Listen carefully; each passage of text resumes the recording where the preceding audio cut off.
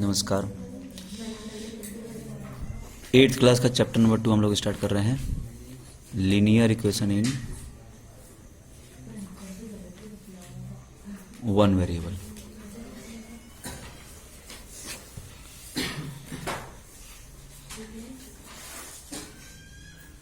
Linear equation in one variable, हमको सबसे पहले ये जानना पड़ेगा कि लीनियर इक्वेशन क्या होता है। लीनियर इक्वेशन से पहले आपको सबसे पहले समझना है कि अलजेब्राइक इक्वेशन, अलजेब्राइक एक्सप्रेशन क्या होता है।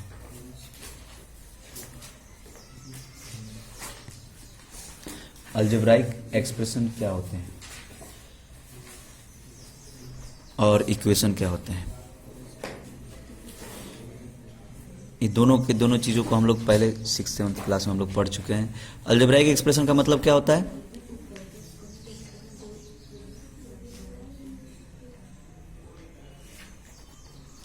अलजेब्रा, अलजेब्रा मतलब ए से लेकर के जेड तक जितने भी लेटर्स हैं उन सब का यूज किया जाता है, ठीक है। और उसमें कुछ लिटरल्स यूज किए जाते हैं, ठीक है, प्लस माइनस और ये सब सारे सब साइन यूज किए जाते हैं, कांस्टेंट यूज किया जाता है, ठीक है। ये सारे के सारे चीज़ों को यूज किया जाता है ना। यूज करके उसमें एक एक्सप्रेशन बताया जाता है, मैथमेटिक्स का एक्सप्रेशन। ऐसे जैसे मान लीजिए कि 3x + 4 है ना, -9y, ये सब क्या है? अलजेब्रा है। इसमें नंबर भी है और अल्फ़ाबेट्स भी हैं, है कि नहीं? नंबर्स भी हैं और अल्फ़ाबेट्स भी हैं और साथ में ये साइन भी है, ठीक है, प्लस और माइनस, इंटू, डिवाइड, चाहे जो भी है।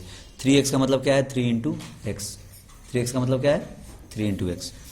और प्लस है तो मतलब यहाँ पर हमारे पास, जैसे अब आपको एक चीज़ बताते हैं, जैसे 2x + 4, ये एक एक्सप्रेशन है। इसमें कितने टर्म्स हैं? 2 टर्म्स हैं, है ना, 2 टर्म्स हैं। अब जैसे मान लीजिए कि 3x² - 4x + 5, इसमें कितने टर्म्स हैं? 3 टर्म्स हैं। जो टर्म्स अलग अलग कैसे हम लोग स्पेसिफाई करते हैं पता है? प्लस और माइनस से। यहाँ माइनस लगा है तो माइनस लगा तो यहाँ पर ये एक टर्म हो गया, माइनस लगा, उसके बाद जो दूसरा वाला जो टर्म है वो एक दूसरा टर्म हो गया, ठीक है। प्लस लगा है तो प्लस के बाद फिर तीसरा वाला जो टर्म है वो तीसरा टर्म हो गया, है ना। तो ये 3 टर्म्स हैं इसमें, है कि नहीं? तो ये होता है। अब हम लोग देखेंगे लीनियर इक्वेशन। लीनियर इक्वेशन का मतलब क्या होता है? जो अलजेब्राइक एक्सप्रेशन होते हैं,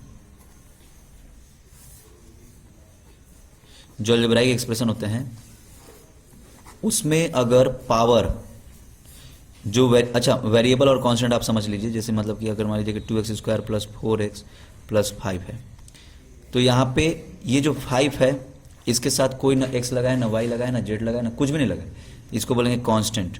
क्या बोलेंगे इसको? कांस्टेंट। कांस्टेंट टर्म है, ये फिक्स है। कांस्टेंट टर्म फिक्स रहता है, उसका वैल्यू चेंज नहीं करता है। लेकिन यहाँ पर यहाँ जो 2x² है, ये 4x जो है, इसका वैल्यू चेंज कर सकता है। ये जो 4x है, देखिए 4x के बारे में हम लोग देखते हैं। 4x है, अगर हम लोग x का वैल्यू कुछ भी रखते हैं, x का वैल्यू अगर मान लीजिए कि 2 रखते हैं तो 4 × 2 करेंगे तो 4 × 2 = 8 हो जाएगा। x का वैल्यू हम लोग 1 रखते हैं तो 4 × 1 = 4 हो जाएगा। x का वैल्यू 5 रखते हैं तो 4 × 5 = 20 हो जाएगा। मतलब x का वैल्यू रखने के कारण ये इसका वैल्यू क्या हो रहा है? 4x का वैल्यू क्या हो रहा है? चेंज हो रहा है, बार बार चेंज हो रहा है ना। तो जो चेंज हो सकता है, बार बार चेंज होगा, वेरी करेगा, उसको क्या बोलेंगे? वेरिएबल। क्या बोलेंगे उसको? वेरिएबल। वेरिएबल यानी कि ये वेरिएबल हो गया। वेरी करना मतलब चेंज करना, जो बार बार चेंज करता है, बार बार बदलता है, ठीक है। तो जो थोड़ा सा कुछ वैल्यू पुट कर देंगे तो उससे उसका वैल्यू बदल जाएगा, ठीक है ना। तो उसको बोलते हैं वेरिएबल, समझे?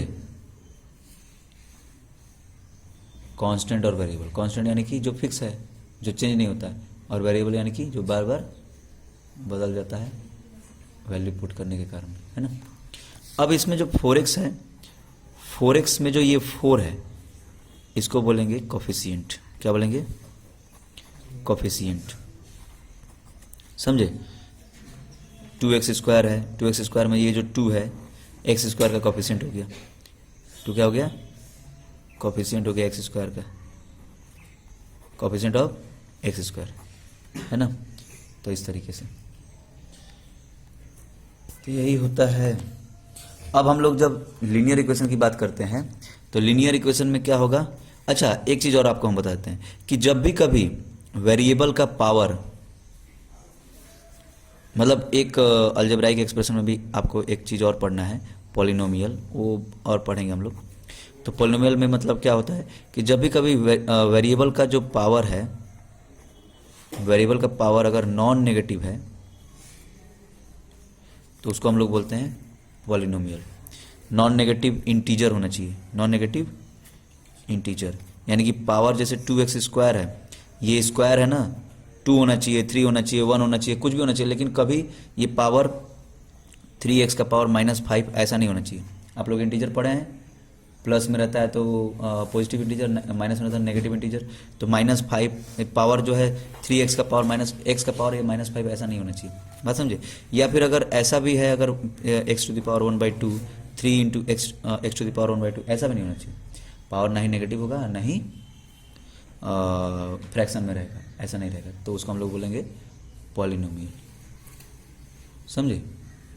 और अब लीनियर इक्वेशन क्या है, लीनियर इक्वेशन होता है वो लीनियर पॉलिनोमियल, एक ऐसा मतलब लीनियर पॉलिनोमियल एक ऐसा पॉलिनोमियल है जिसका डिग्री 1 होता है।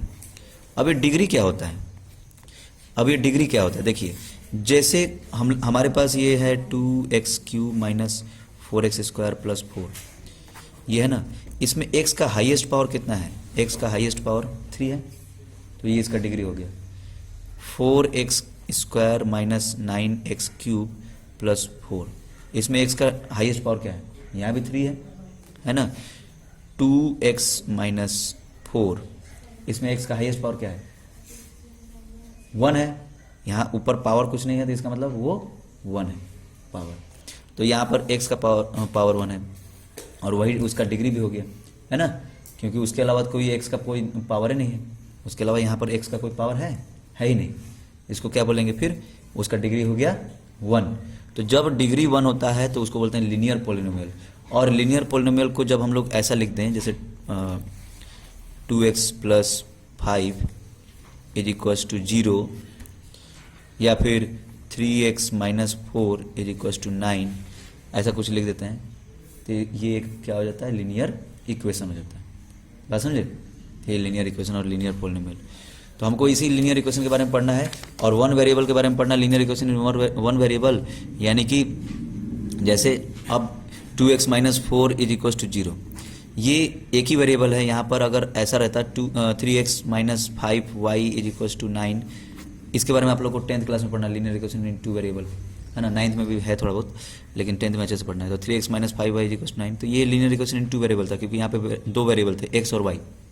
यहाँ सिर्फ और सिर्फ एक ही वेरिएबल है, कौन सा, x, है ना, ठीक है।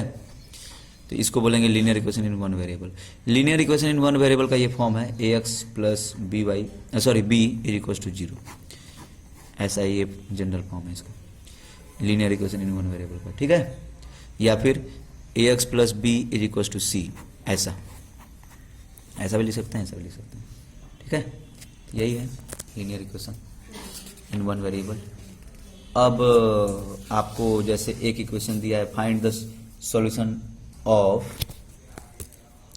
2x - 3 = 7, 2x - 3 = 7, 2x - 3 = 7 दिया है, तो इसका वेरिएबल हमको x का वैल्यू निकालना है, सॉल्व करना है।